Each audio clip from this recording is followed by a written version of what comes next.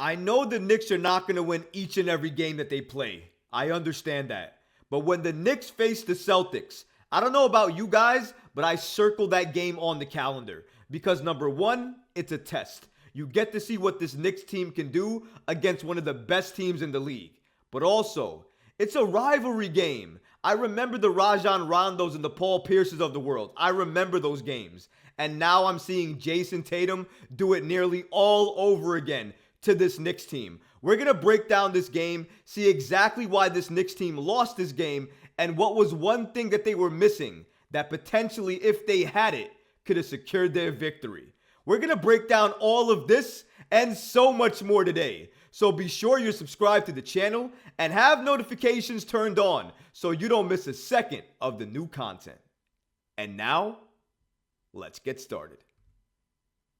The New York Knicks fail to get revenge on the Boston Celtics. Now, if you remember, guys, opening night, it was the Celtics versus the Knicks. The Knicks came close, actually had the lead late in the fourth, but ultimately lost that game.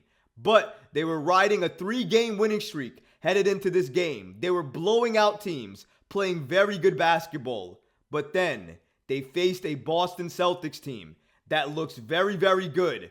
Their chemistry looks better than it did opening night. And even though the Knicks had the lead for the better part of that first half, as soon as it came after halftime, the Celtics responded. They took the lead. They kept the lead. And really, guys, they never let go of it. Final score, 114-98. Now, the game was closer than the final score would lead you to believe if you were watching the full game. But that final quarter, that fourth quarter, the Knicks couldn't do anything. Jason Tatum went off 3 after 3 after 3. He was making hard shots. The Knicks were defending him, sometimes throwing bodies after bodies at him. But it didn't matter because sometimes when you're a superstar, those shots are just going to go in. And that's exactly what happened for Tatum. He took over, he took control, and he led the Celtics to this win over the New York Knicks. The Knicks were missing RJ Barrett during this game, and unfortunately they fell to 5-on-5 for the season. Tatum, like we talked about earlier, went off against this Knicks team, had 35 points, 6 rebounds, and 7 assists. He went off, and he found his shot. Late in that third quarter, he couldn't hit anything. But superstars are going to shoot. He is going to shoot. And he found his rhythm. He found his shot. And he tore the Knicks apart in that final quarter and never looked back. Also, with Brunson, he gave you 26. Randall gave you 25. Hart, who started in place of RJ Barrett, who was out due to migraine, had 16 points. Quentin Grimes, great from three-point land, was 4 of 6 from there. 12 points tonight, but it didn't matter. After all of those things that the Knicks tried to do, even taking the lead at some point during this game, and even though they tried their best, giving everything they could on the defensive end, and to an extent on the offensive end, even without RJ Barrett being part of this game, they could not close out this Celtics team, especially when healthy. You had KP going off. You had Tatum going off. To an extent, you had Jaylen Brown doing his thing. And then you had obviously some of their bench players doing their thing. Hauser doing their thing. They had a lot of players who are underrated in terms of what they can bring to this team. Because if the big three are not going off or doing their thing, you have their other bench players who can hit the three, who can drive to the basket, who can give you quality minutes when they're playing for this Celtics team. So the Celtics are deep. They have a good bench, but also they have a very good starting five. One of the best starting fives in the entire league. And I think we saw why. Because they can score in bunches whenever they want to. And you have to fear each and every one of them going off. Tatum went off, right? Jaylen Brown, he can go off too. Oh yeah. And Kristaps Porzingis, yeah, he can go off too. The Celtics have multiple players who can go off and do exactly what they need to do to help that Celtics team win games. I thought they closed out the Knicks very well, and unfortunately, the Knicks could not respond. They were missing RJ Barrett. In my opinion, he was the key to this game. If the Knicks had RJ for this game, in my humble opinion, the game is closer than this, and I believe the Knicks have a better shot to win. They might even win this game. But without RJ, it's going to be very, very tough. Because honestly, yeah, you had Grimes for a little bit. Yeah, you had Hart to an extent for a little bit. But Jalen Brunson and Julius Randle needed more help and needed another consistent scorer who could help defenses look at him so that way the paint could open up just a little bit more for Brunson and Randle to create. And I think if RJ Barrett was on the floor, he presents that body in order to do that. And this season, given what he's done, you have to respect his game and what he's doing. So defenses are going to collapse on him, are going to look at him, and that's going to lead to more openings in the paint for your other pieces of your big three in Julius Randle and Jalen Brunson. It also opens up the court for your other shooters on the floor, aka Quentin Grimes. So his presence on the floor tonight could have helped the entire Knicks starting five, in my opinion. But he wasn't there, and the Knicks sorely missed him. I truly believe the Knicks win this game if RJ Barrett plays. But something else we have to note. Mitchell Robinson. Mitchell Robinson is only as effective as he is closer in that paint. The further you take Mitchell Robinson out of that paint, the less effective he is. And that's why centers, stretch fives if you will, that can shoot the ball very well from the three and also very well from the perimeter are always going to give Mitchell Robinson fits and a hard time because he is one of the most elite offensive rebounders in the game. But what happens to one of the most offensive elite rebounders in the game when you take him further away from the paint? Is he as lethal? Is he as effective? Easy answer to that question. No, he's not.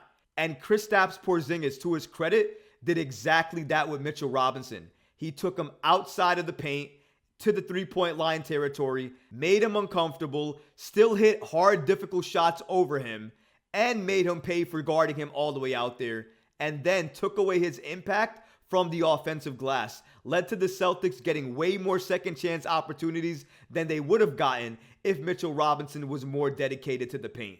But when you have a guy like Kristaps Porzingis out there, you have to make sure you defend him no matter where he is. Because if you let him get hot, he could do what Jason Tatum does in half the time because he'd do it from the three-point line. So the Knicks understand that, recognize that, and wanted to try to shut KP down because he was one of the catalysts for the Celtics and their win on opening night. And to an extent, they held him in check, but they could not hold Jason Tatum in check. And with the Knicks remaining big two, since RJ Barrett was out for this game, you had Julius Randle with 25 points, 7 of 19 from the field. So obviously he still has to get better in that regard. 9 rebounds was a team high, and 5 assists also was a team high, which I really like to see. Because even though his offense has not been going well some games to start this season, and also during this game, he doesn't give up on the other things. He was playing very good defense.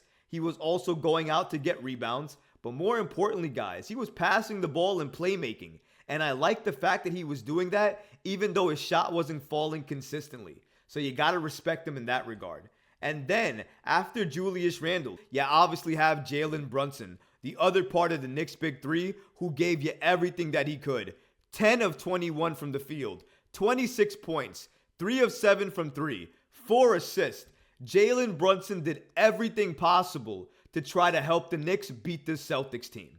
Now, maybe he could have passed the ball just a little bit more, but I also thought he tried to break down the Celtics, what they were doing on the defensive end, try to get his shot across and let them know that this was not going to be like opening night, where they tried to play him very hard and they got to him. I think this game he wanted to make a statement and a point that no matter what you can throw at him, Jalen Brunson is Jalen Brunson.